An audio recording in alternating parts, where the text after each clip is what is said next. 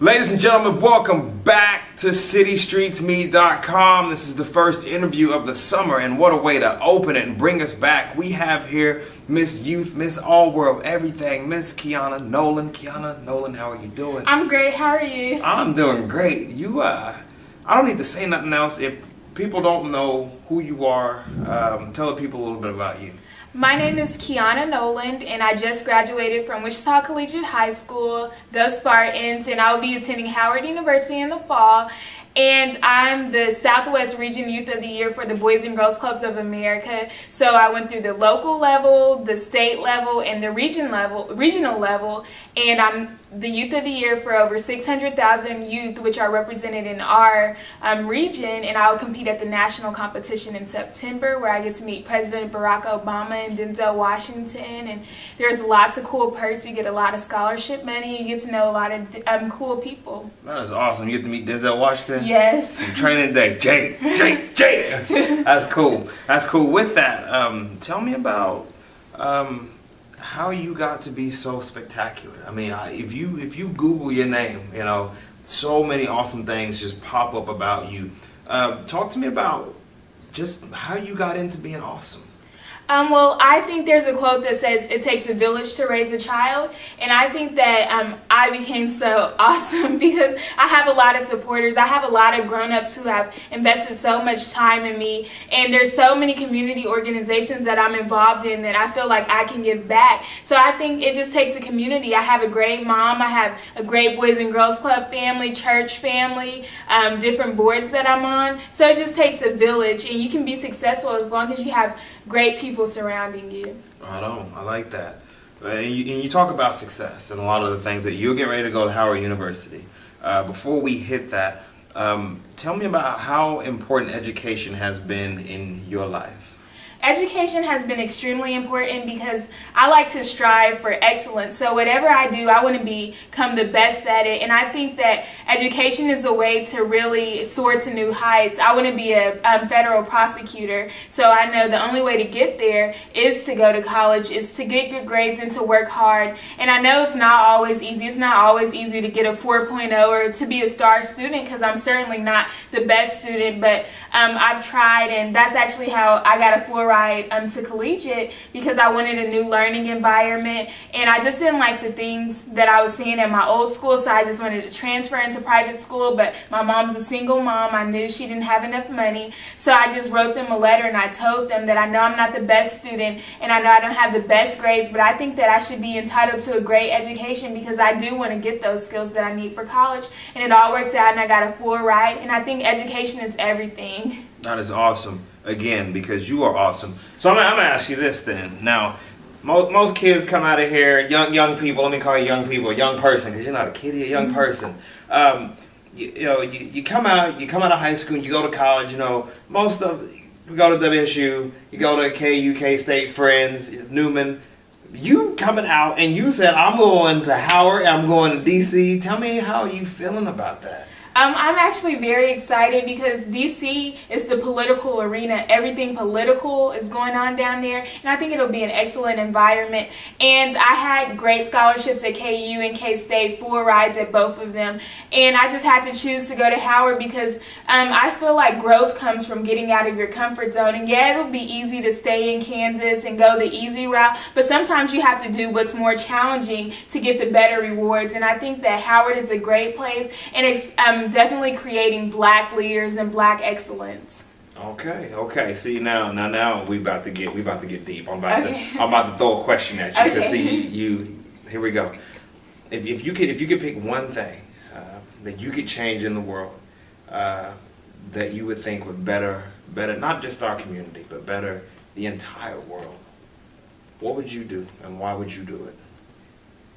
That is kind of tough, but I would have to go back to education. I would make sure that everyone is getting a great education, and that they're all motivated to get that education, because sometimes we can give people things but they don't take advantage of it. If I could change anything, I wish I could change people's mentalities, like for them to really take advantage of all the opportunities that are right in front of them. And the education that we have in America, it may not be, we have a pretty good education system, but everyone needs to take advantage of that. And I would just make people more resilient and more determined to reach their goals. Right on.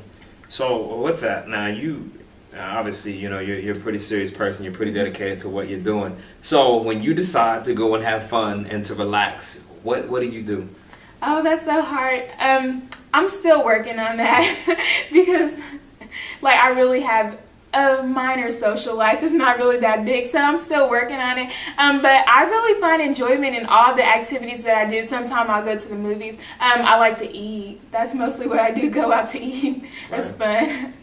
I'm still working on my social life. Hey, look, me too. I have a little bitty room, and most of the time that's where I'm confined. Mm-hmm. But you talked about your mom. And you say your mom's a single parent. Mm-hmm. You got into collegiate, and I can tell just by the way you talk about your mom, you just start to glow. Mm-hmm. So you and your mom, tell me about your mom. How's that? My mom is the best mom ever. She's worked hard all her life, but she got placed on disability when I was a sophomore in high school. She had 2 heart valve transplants, so she had to get them replaced with mechanical valves. And she's just a hard-working woman. I hope that when I grow up, I can be as hard-working as she is. And she's so committed and dedicated to me, because it hasn't always been easy being a single parent. But she's made sure that I was provided with the best opportunities. Whatever extracurricular activity I wanted to participate in, she made a way for me to do it. And she always told me to just reach for the sky. And I think that's why I'm so successful right now, because she never told me that I was limited. Like, she told me that I can achieve anything that I put my mind to. And you certainly went out and did that. And when that leads into my next question, okay, I know you're gonna miss your mom. So I know that was an easy one. When you leave out of here, when you leave the state of Kansas, when you leave Wichita, when you leave here, what's the number one thing that you think you'll miss while you're gone? The Wichita community, because I'm involved in so much, and it's hard to just let that go. So I'll miss my Boys and Girls Club, most definitely. I'll miss my church family. I'll miss the core organization. There's so many things that I'm involved in, and I've networked so much here, and I've grown to know so many people, the district attorney, different attorneys in Wichita, and I just don't think you can get that everywhere. So many people have reached out to me, so I'll miss this community because everyone's so great. I like that. So you are currently on the core nonprofit board. You just came off of the Mayor's Youth Council. You are certainly you're accomplished and you're esteemed, and you are certainly something for our young people that are coming up to look at. If you could say anything to our young people that in the community, life lessons, what would you? I would say that you have to reach for the sky, and you have to be resilient, because you're going to face all types of obstacles in your life, and I don't think it'll ever get easier. No matter what you're doing, you'll always have a problem. Something might come in the way, but you can't let that hinder you. You can't let that stop you. And especially as African Americans, we have to strive for excellence with so many things going on, because we have to be those people that can play in the political world. We have to be the people that can be writing rules, and just anybody. You just have to strive for excellence, and don't let anyone stop you. Just persevere and keep on pushing. You are just passionate. I apologize for the time that I have even talked during this thing. I should just put the camera on you and let you talk. Certainly, I don't want to keep you, but congratulations on Thank you. Everything that you have done. You are certainly you are an inspiration. Thank you so something much. to drive Thank for. you. And before you go, I do have to mention that you are also the Knight of the City, the first Youth of the Year person as well. You know, that's not a shameless plug, but it's just the truth. She is.